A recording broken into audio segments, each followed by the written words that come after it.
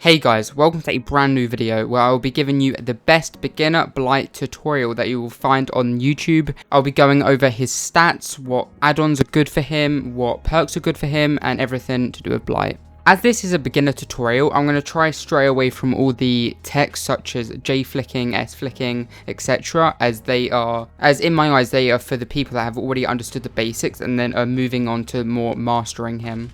I'm sure there'll be many very good tutorials online where you can find how to master him, but if you were here just when you got blight, or you're thinking about getting him, or you just need a bit of training, then this is the video for you. Now I'm going to start straight off with his attributes and the power he has. Now his movement speed is 4.6 meters per second, which is pretty average compared to some of the other killers. Blight's got a pretty average movement speed, as he's got the same movement and walking speed as people like the Trapper, Wraith, the Hillbilly, the Shape when he's in walking tier 2, the Doctor, and so on. This means he is very good at moving around the map without using his power let alone, but then when you incorporate his power, which I'll get into, it just makes him unbeatable. His base terror radius is 32 meters, and he also has an average killer height. Altogether, his attributes are pretty average, that's pretty much the exact same as most killers. But next we'll be getting onto his power. Now Blight has a power called Blighted Corruption, which allows him to rush and lethal rush. He has 5 rushes, and then after his first rush he can then use the lethal rush attack. The one issue with this though is it makes his turning speed slower, so you can't turn properly. This takes a little bit of getting used to, and when I was starting off with Blight, I didn't even know how he worked. I jumped straight in the deep end, but then once I got a few games going, I really understood his power, and in my opinion, he's not that difficult to learn. Once Blight is using his rush, he moves at 9.2 meters per second, which is 230% faster than his usual speed. That is faster than any other killer in the game, and that is incredibly fast. The only killer that matches this is the Hillbilly with his chainsaw sprint. Now we've got that out of the way, I'll be moving to the perks and teachables he has. Now the Blight has 3 unique perks, which are Dragon's Grip, Hex Blood Favor, and Hex Undying. I'll be starting with Dragon's Grip. Now what this does is after you kick a generator, the next 30 seconds, the next survivor that interacts with it will scream and reveal their location for 4 seconds. It also inflicts the exposed status effect for 60 seconds. Next up is Hex Blood Favor. What this does is when you hit a survivor with a basic M1 attack, all pallets within a 16 meter radius of your location are held in place by the entity for 15 seconds. This does have a 40-second cooldown as well. This is a very weak perk and debatably the worst killer perk in the game. While there are certain situations this perk can be really useful and play a massive part in the game, sacrificing another perk for this is just not worth it, as you can get so much more potential out of other perks. Next up is Hex Undying, which is one of the more used perks by a lot of well-known players. What this does is survivors within a 4 meter radius of any dull totem will have their aura revealed. This is very good to keep other perks safe, such as if you have a no add-on, you can keep it safe. A lot of people also use this as a ploy to make people think they got ruin when they actually didn't. Those are the 3 perks Blight has. In general, they're decently strong, apart from Hex Blood Favor. Hex Undying and Dragon's Grip are perks that I would use myself, however I really recommend you guys never use Hex Blood Favor. Next up I will be talking about his lethal rush more in depth and what perks counter that. What I mean by this is perks such as Noed need a M1 hit to get them down using Noed. When you have a killer such as Blight, you mainly want to use M2 ability most of the time, and that is very strong for him. So there are a certain amount of perks that actually counteract his power. While there are many situations where you need to use an M1 instead of an M2, I recommend not using Noed unless you really want to. There are definitely situations where you have to use your M1 over M2 as it's just more powerful, but it just varies from situation to situation. There are some perks that work really well with Blight. Some of those would be perks like Ruin, Corrupt Intervention, Discordance, Tinkerer, etc. They allow you to keep gen control around the map as you can move to each gen very quickly. In my situation, I am trying to aim to get Corrupt Intervention, Ruin, Discordance, and Tinkerer in my loadout. However, when you have a full gen loadout, you need to think about other things. Next up, we will be talking about the add-ons you should use and you shouldn't use, especially as a beginner.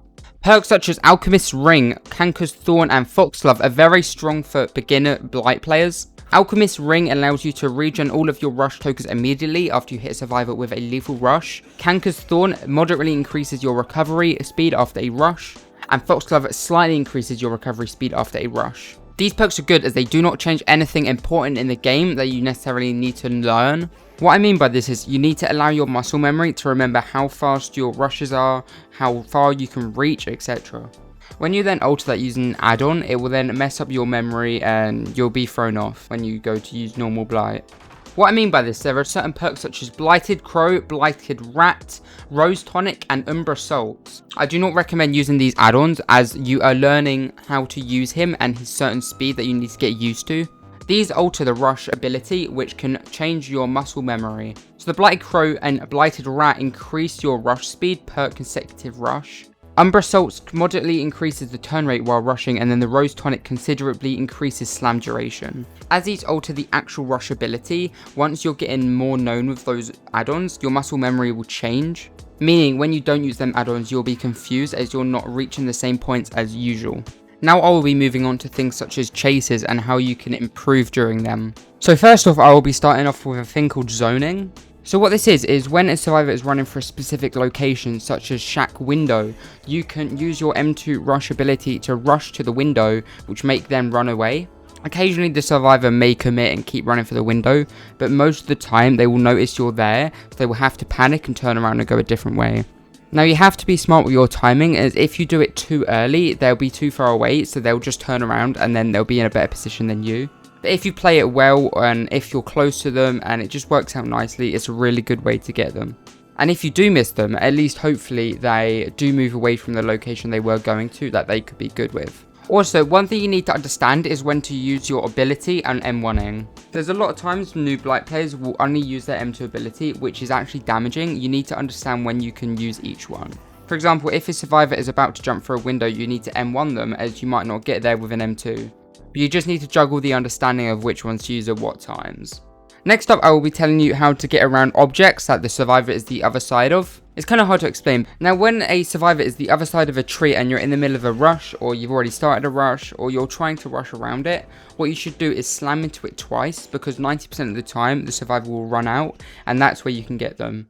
They will believe that you're going a certain way, or they're trying to play mind games basically, and you can then pick them off based on their mistakes. Now, I'm not going to go into detail about S or J flicking, however, I recommend you guys looking into it, because if you guys are trying to master it, then that is good for you, but I'm just going to leave that there. And then the final thing I'm going to explain to you about chases is hugging the walls. If there is a slippery surface, you can slide along certain objects well. They can even be hard objects, but if there's a car, for example, you can actually slide around it. You just need to walk forward into the object, right-click rush, and you will slide along it, and then you can pick them off. Those are just some of the simple chasing mechanics. Over time with Blight, you'll get used to him.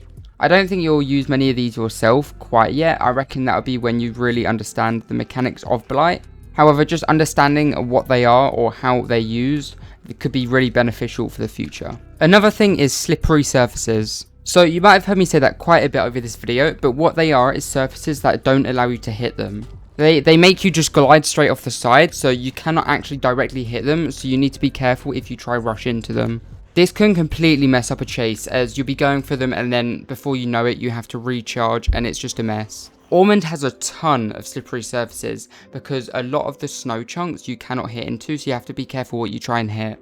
This also ties into the map awareness, as you need to understand what maps have more slippery surfaces than others and where those slippery surfaces are. Once you get Blight and once you play with him for a bit, you will understand what I mean by slippery surfaces. It's a big stress and it's just something you get used to. You'll get over it and then you'll understand which are which. The final thing is learning the different maps and how they work with Blight. For example, the map that I am playing on right now that you can see is actually kind of difficult for Blight. There is a lot of slippery surfaces, so all the chunks of snow that you see are slippery. Every now and again you might see me miss a rush just because of the slippery surfaces. It really throw you off sometimes. Also, some indoor maps are really bad for Blight, as he needs some space to be able to do proper rushes.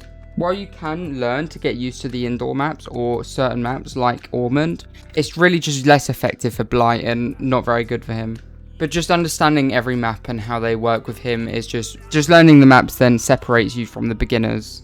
But other than that, I think I've said about everything beginner level Blight. If you guys want a video of me explaining the more in-depth Blight things, such as how to master him, certain tips or mechanics that are used more on a higher level, please let me know in the comments. Also leave a like so I understand if you guys like these types of videos. But anyways, I will see you guys in the next video. Thank you for watching.